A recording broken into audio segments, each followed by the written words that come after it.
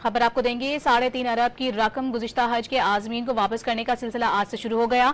66,370 हुज्जाज को 3 अरब 45 करोड़ से ज्यादा रकम वापस दी जा रही है। मज़ीद जानेंगे डॉन न्यूज के नुमाइंदे इरफान सदुजई से। जी इरफान, तफसीलात से आगाह कीजिएगा।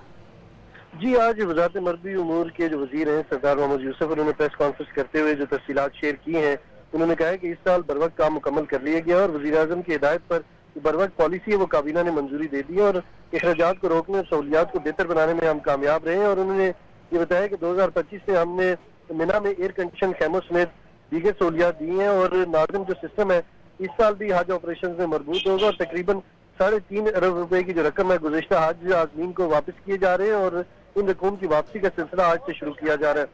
इसके अलावा उन्होंने ये भी बताया कि 14% जो हजाज हैं वो तकरीबन 12,286 की तादाद बनती है, उनको 12,000 फीकस 13,000 हजाज को 16,000 के हिसाब से वापस किए जाएंगे और 23% हजाज को 75,000 जबकि 12,000 हजाज को 12,000 जो हजाज हैं उन्हें 90% के हिसाब से और 408 हजाज को 1,10,000 वापस किए जा रहे हैं।